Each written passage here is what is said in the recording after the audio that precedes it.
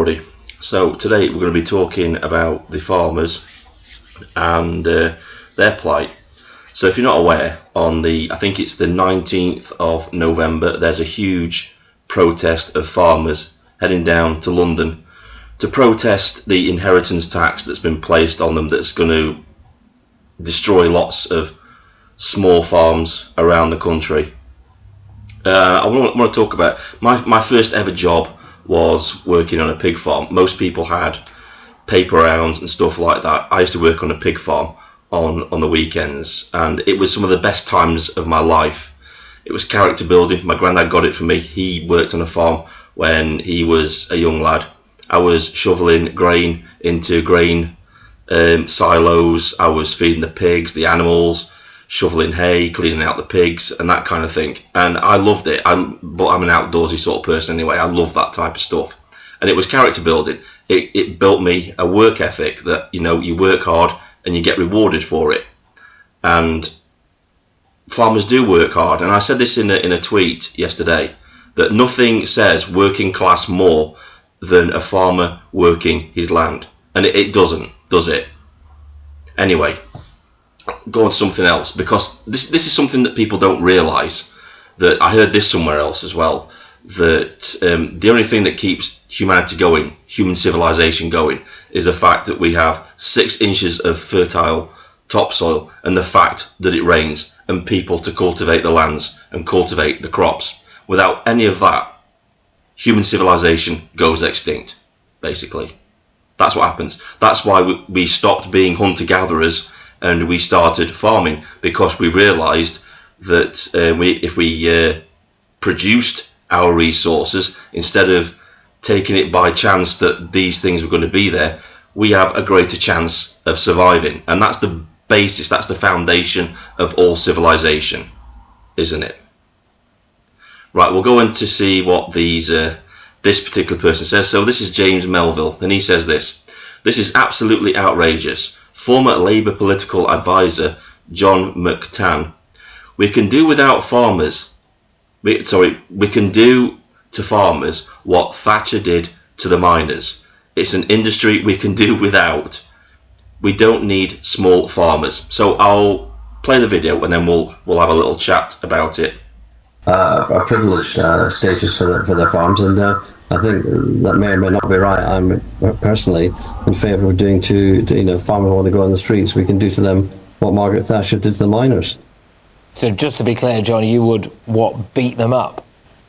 No, close them. This is an industry we could do without. So, okay, all right. So this got weird. So you would do to farmers what Margaret Thatcher did to miners, which was, she used very heavy-handed police tactics, followed by what? Putting them out of business. If people are so upset that they want to go on the streets and spray slurry on them, then we don't need the small farmers. Right. Okay, John. I'm not sure that's a particular. You were, just to clarify, you were a former Labour special advisor, possibly emphasis on the word former there. But just to go on, Ed Miliband. A privileged status for their farms, and So obviously that is absolutely batshit crazy.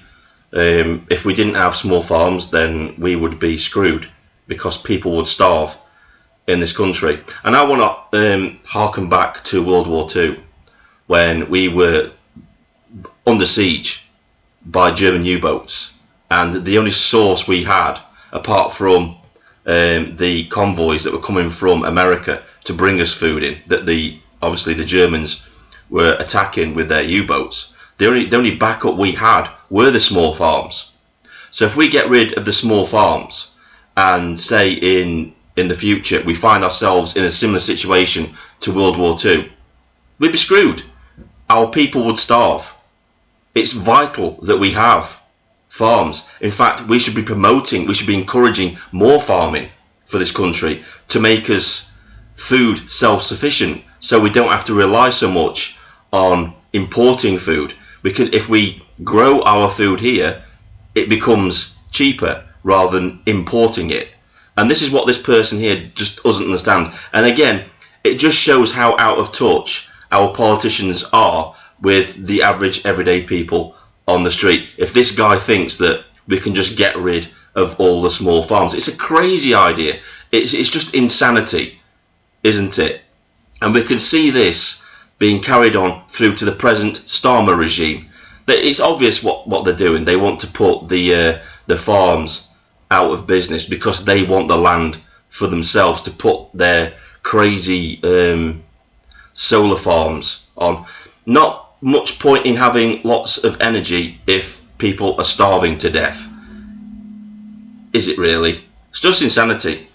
Total and utter insanity. And the reason why they want to get rid of farmers, because let's not forget, the Starmer regime is communist, isn't it? They call themselves socialists, but they're not. They're communists. And communists traditionally don't like farmers because they're self-sufficient. They can provide for themselves. And communism wants everybody to be reliant on the state, which is why in Soviet Russia, war was waged against the farmer. They were persecuted, and we can start to see the same thing happening in this country against the farmers as well. It's an absolute disgrace. I wish the farmers all the luck on the 19th of November, and I hope it stays peaceful. I hope they get their point across, and I hope that the government reverses these insane policies that would see our own people starve to death by getting rid of farms.